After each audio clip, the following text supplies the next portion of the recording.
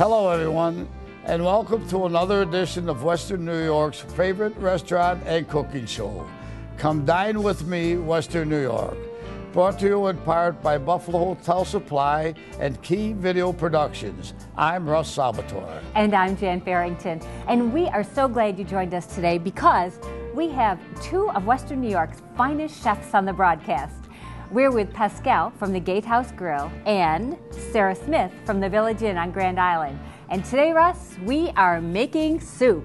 Soup? What do you think of soup? Oh my gosh, it brings me back to my days when I was going to school. I come home, every day my mother had a bowl of soup on the table for me to eat. To warm up little Russ. And she'd be in that tan, eat a good soup, it's a good for you. So I had soup every single day. Your mom knew what she was talking about. Yes. And these soups that they'll be preparing today are so yummy, just like your mama's, and yet they're easy enough for you to make for dinner tonight. We promise. You're going to find out more in a minute. And let's get things rolling and see where our chefs are today. Somewhere in Western New York, I'm sure. It's really an area of the country like no other, Russ. Chefs? Hi, Jan. It's so true. We do love this area so much.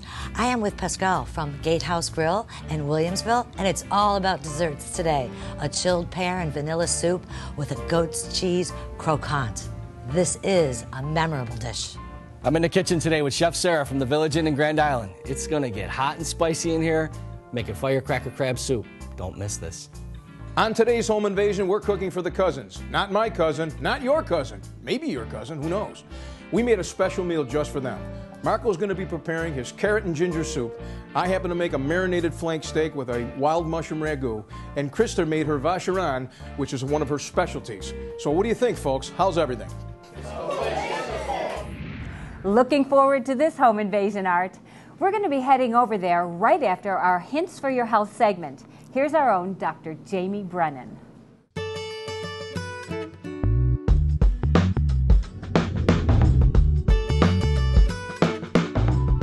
Remember when your mother always told you you're not leaving the table unless you eat all your vegetables?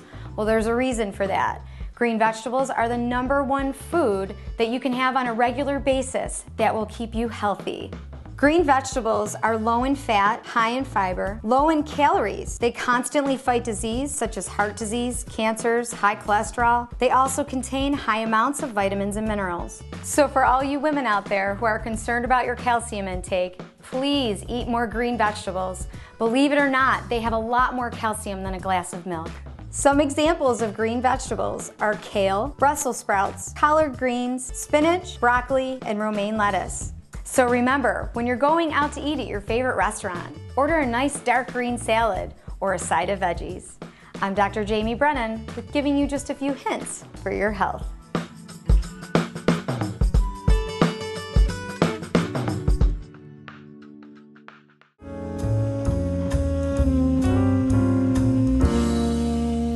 This home was built on the former grounds of the Pan Am Exposition. I enjoy the craftsmanship of early workmen that sometimes is lost in mass production. I'm the Superintendent Parks for Buffalo Homestead Conservancy. There's a lot of time that goes into restoring a house, and there's just as much time that goes into restoring a historic landscape. We decided to do our kitchen. What we wanted to do is restore it to something from a period that would have been original to the home. At that point, it would open up for me, so I had more counters, more cabinetry that I could work with. At this point in my life, with my son out of the home and being less picky, I can start experimenting with new foods and learn how to cook the way I'd like to cook. This is my summer before my senior year at William & Mary, and I'm studying history and English there. I do miss eating well.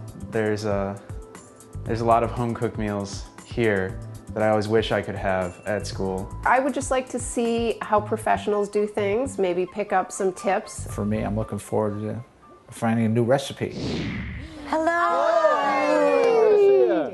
Today I made a marinated grilled flank steak, and I topped it with an absolutely phenomenal wild mushroom ragu. I thought it would be real nice. I love a good grilled steak, nice cold beer with that.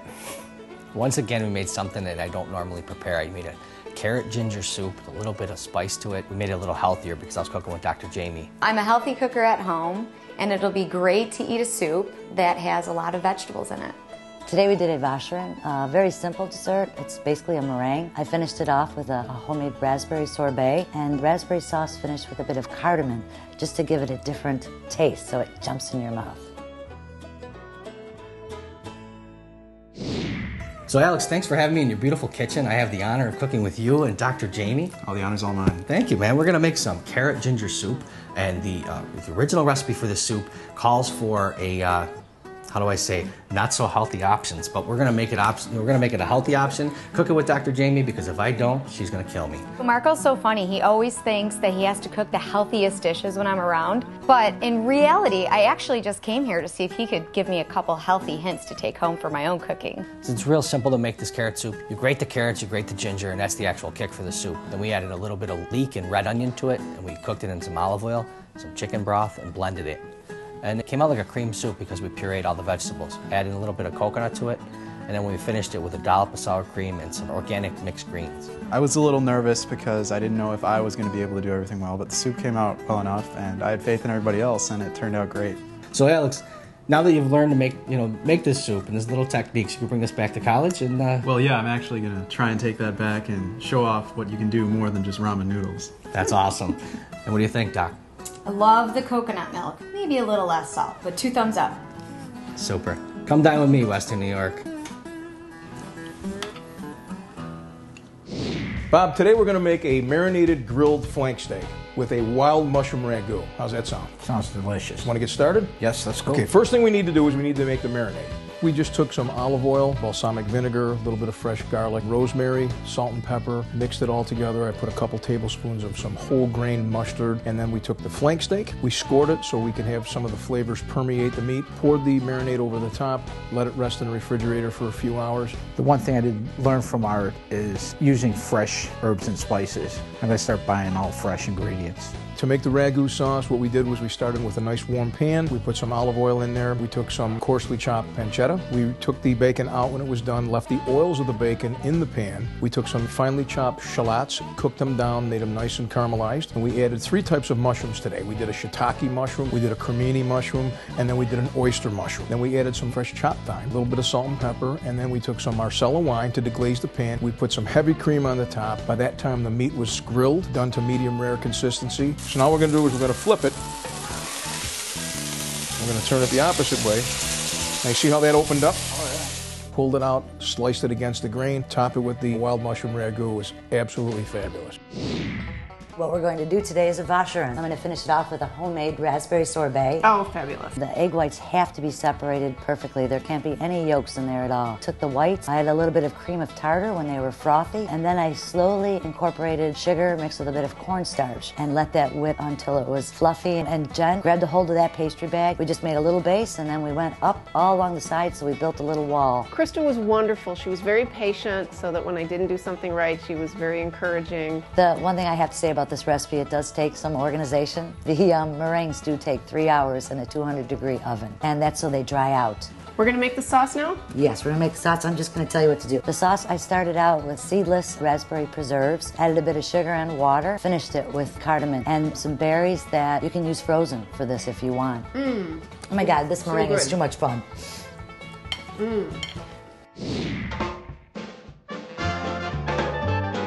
It was fantastic. It exceeded any expectations I had coming in. Loved learning what it was to do these things in the kitchen. The ginger and the coconut milk were awesome. It was unbelievable. The flank steak with the ragu, it was delicious. I hope I can have it again soon. It's so typically Buffalo that we have great people coming in and showing you recipes that you love to do and might not try on your own. And that's what makes us so strong, I think, in our city.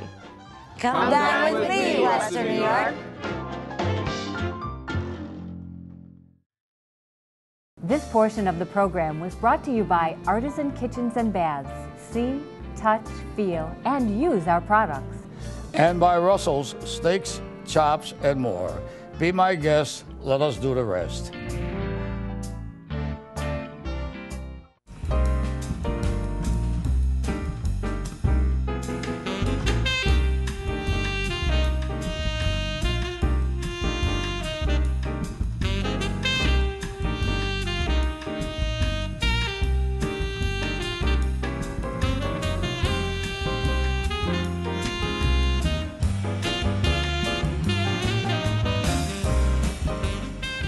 Be our guest. Let us do the rest. The romance of Tuscany, the flavor of DiPaolo's, everything you love about DiPaolo's, the food, the friendship, the family. Whether in our elegant dining room or outside in the courtyard, the atmosphere is authentic. For a simple dinner out or the affair of a lifetime, find Tuscany in your own backyard. Ilio DiPaolo's Restaurant, Banquets and Ringside Lounge in Blaisdell, a family restaurant with a gourmet touch. Think global, but stay local at the Salvatore School of Hospitality and Business at Trocaire College, where we prepare you for a future in the ever-growing worldwide hospitality industry. I was surprised to discover that I could get both small classroom and big opportunities at Trocaire. I even had a chance to do an internship in Egypt. A world of opportunity is waiting at the Trocaire School of Hospitality. Contact us today and begin your journey to success. Looking for something different? This is Tom Payne, and here at the Grapevine, we pair great food and drink with friendly service. Stop in and try our new small plates. This menu offers fun food like fish tacos, Angus slider burgers, panko-crusted mac and cheese bites, buffalo dip, and my favorite, tempura chicken strips and spicy Asian sauce. You gotta check out our retractable roof covering our tropical garden and koi pond. Stop in today, bring your friends, enjoy our small plates, and you can be the first to experience our new convertible garden room. That's the Grapevine Restaurant, Niagara Falls Boulevard, Amherst. We're back, and here's a question. Where can you find a warm and welcoming atmosphere where you can enjoy a relaxing meal or just unwind with a cocktail or one of the special martinis at the copper-topped bar? Well, the only place I know, the Gatehouse Grill. And here's Chef Krista with Chef Pascal making one of the Gatehouse specialties. I am so proud to be here today with Pascal. We are doing a very interesting dish, a pear and vanilla bean soup finished with a goat's cheese croquant. So we're going to start out with our pears. For this recipe, we need to peel, core, and dice 3 pears, to which we'll add 1 vanilla bean, a half cup of sugar, and just enough water to cover our pears. All right, well, here we go. I want to tell you, this pear is sweet, beautiful, and delicious. Oh, that's great. And that's part of what we do at the Gatehouse Grill. Time and time again, we look for the seasonal products to make sure that everything is fresh and good, and I even use the word nutritious. Absolutely. It doesn't take much more when you're working with something at its peak. The sweetness is there. We don't have to add all that sugar. No, it's not at a all. low amount. Not at all. And the beauty of this soup is that if you made just this one thing alone, it would be enough to satisfy. Again, it's something that you can do at home. I find that your recipes are so imaginative. It takes a certain sensibility about bringing things together. It's called balance. When you bring a sweet, a salty, a sour, a bitter, and then you look and you think about like acids and bases and alkalides. These are all things that we really taste and feel, and with texture and color. It's food. Now with the vanilla bean, so I just, Chef, I just split that down. Right down, and you use the opposite side of the knife, and you can scrape all those beautiful beans out. Now, what we're talking about is the goodness of the vanilla bean. You know, what is most valuable are those oils. I mean, this thing has been good. growing and growing to nurture, to give us the best that it can, these beautiful oils, aromas, and scents. And about the pear, what it does for the pear. A pear, you know, is so light and elegant. Covering it up, I found, with like cinnamon and other things like that is not necessarily the best thing for the pear. You want to bring out its own little natural citrus qualities, a little bit of nuttiness. And that was sort of what started all this project for me. Somebody told me that pears didn't have flavor. All right, at this point, you want to add your half cup of sugar. We have our vanilla bean and our pod there, and just enough water to cover the pear. All right. All right. That looks good? Yes, very good. Now we bring it to a simmer and let it cook till it's tender. Tender. Tender, exactly. Now, while this is simmering, let's get our sandwiches together, our little croquants. So talk to me about these croquants. What I have here is a little French bread called a brioche. It's wonderfully buttery, eggy, and a little bit sweet. It may be a little bit hard to find, but if you use like a challah bread, it would work the same way. Excellent idea. That's what I like. Because I don't know if everyone can make brioche at home. Exactly. It's not necessary, so thanks for the substitution. Not at all. Thick or thin with the cream cheese? That's just right. Okay. Yes. And then we need 2 of these for our dish. And what we've done is, when you're making a croquant, we always remove the crust. And as you can see from his brioche, we simply just remove that. I've got my beautiful goat's cheese croquant. I'm going to get that in a nice hot pan. Now I'm just going to take a little of this clarified butter and put that in the pan. Usually I brush my sandwich with a little butter, but this is so much easier. It is. But what we're looking for overall in this is the quality of crunchiness, which is what croquant means, actually. It's crunchy. Crunchy. Crunchy is croquant, and Pascal is all about textures and layering texture. So we've got the soup, the rich creaminess of the soup, and then crunch. There we go. This is looking good. Oh, look at how beautiful it is. Look at the color on I think I did good. How'd I do, Chef? That's exactly what we're looking for. Oh, thank you. You've done this I'm before. so proud. I love working with you. Those are beautiful, and I can't wait till we put all this together. Beautiful touch. I think we're going to be coming together. Yeah, we're almost ready for our soup, and we'll go from there.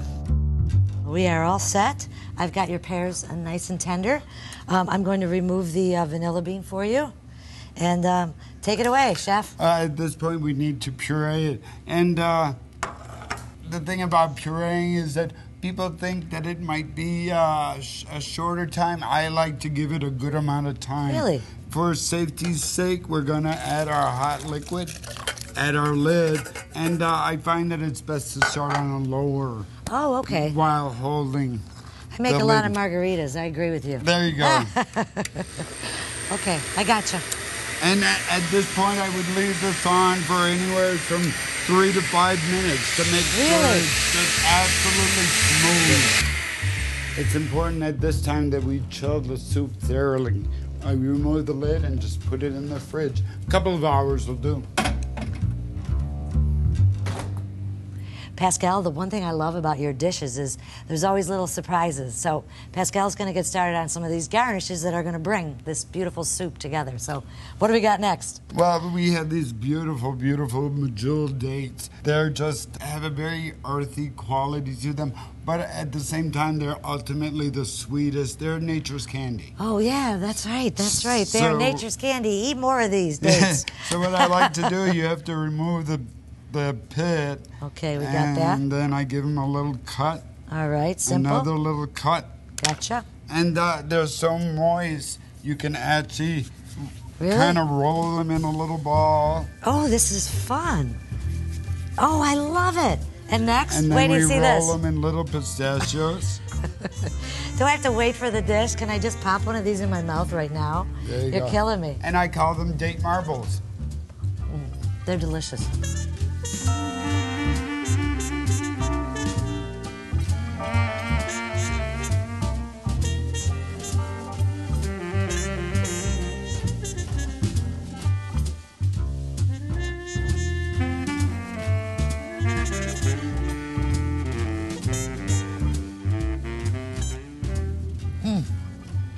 Boy, that is so beautiful. You have proven to me today, Pascal, that food is art.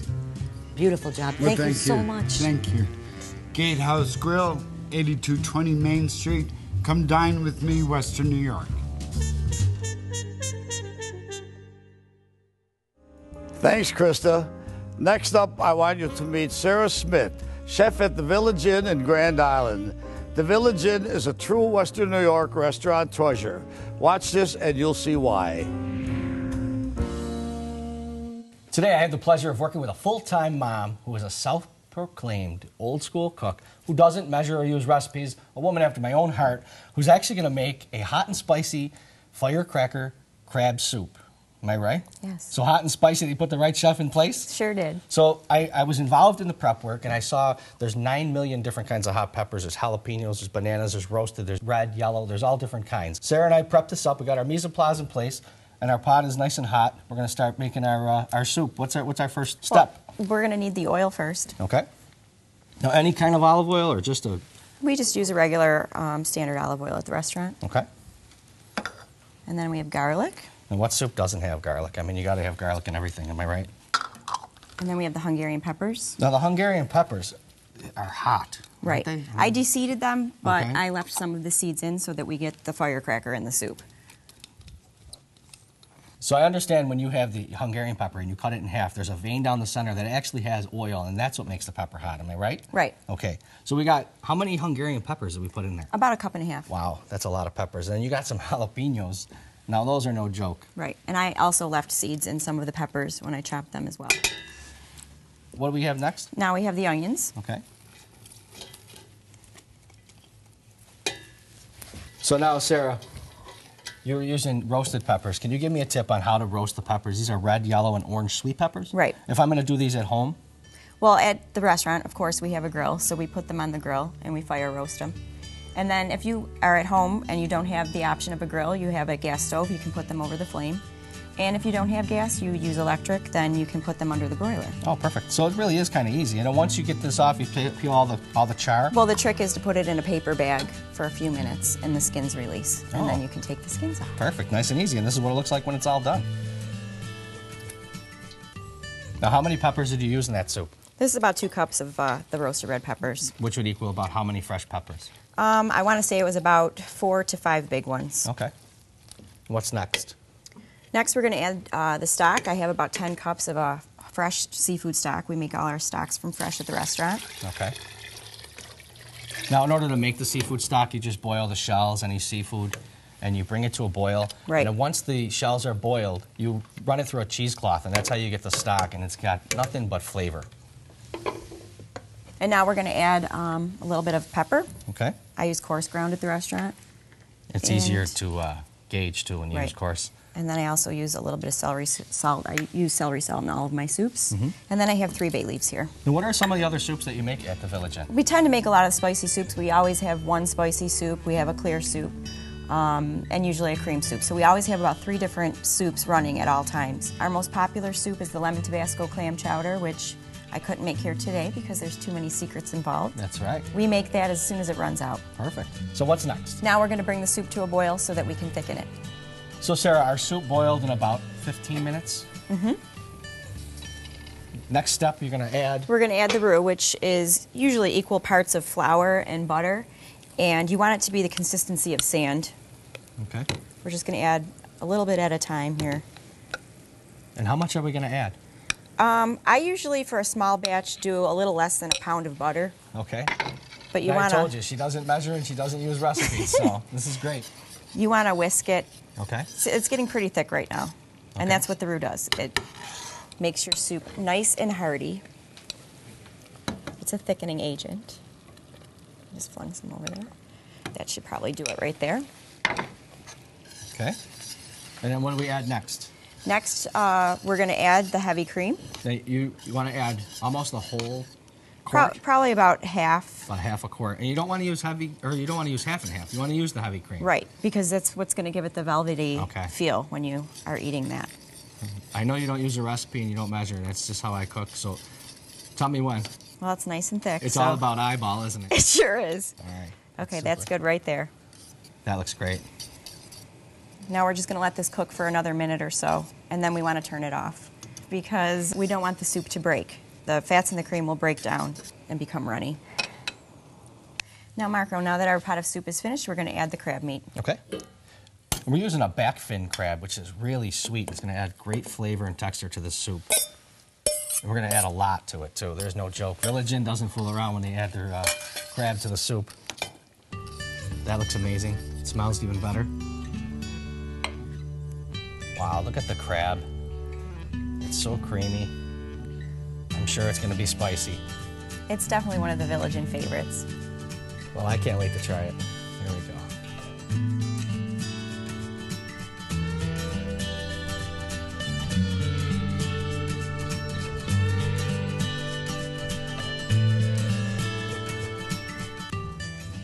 Man. The sweetness of the crab, the creaminess of the soup. But let me tell you something. They brought the right chef to the table, because that is some spicy chowder. You are a firecracker. A short hop over the Grand Island Bridge, 1488 Ferry Road. Visit my friends at the Village Inn. I'm Chef Marco. Come dine with me, Western New York. Today's program is sponsored in part by Buffalo Hotel Supply. Design, deliver, and install. We can do it all. And by Key Video Productions. Key Video, television, DVD, web. When you think Orazio's, think choices. From authentic Italian and fresh seafood to spectacular specials. When you think Orazio's, think homemade. From fresh bread and desserts to made-from-scratch pastas. When you think Orazio's, think tradition, with more than 20 years as a Western New York favorite. And when you think Orazio's, think tonight. Orazio's Restaurant. It's not like home, it is home. Think global, but stay local at the Salvatore School of Hospitality and Business at Trocaire College, where we prepare you for a future in the ever-growing worldwide hospitality industry. Sometimes being a student and being a mom can be an impossible combination. Trocaire gave me the flexibility that I needed to succeed in the classroom and as a parent. A world of opportunity is waiting at the Trocaire School of Hospitality. Contact us today and begin your journey to success.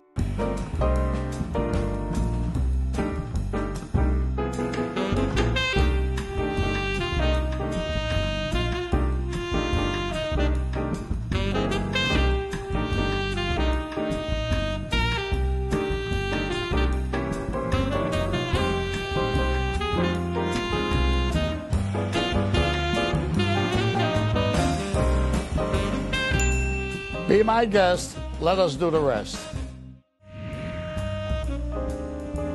That's our show for today. As always, I encourage you to choose Western New York's great independent restaurants when dining out this week.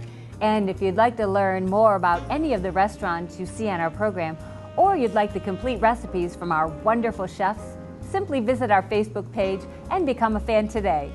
For everybody here at Come Dine With Me, Western New York, I'm Jan Farrington. And I'm Russ Salvatore. Time to stick a fork in it, Jan, because we are done.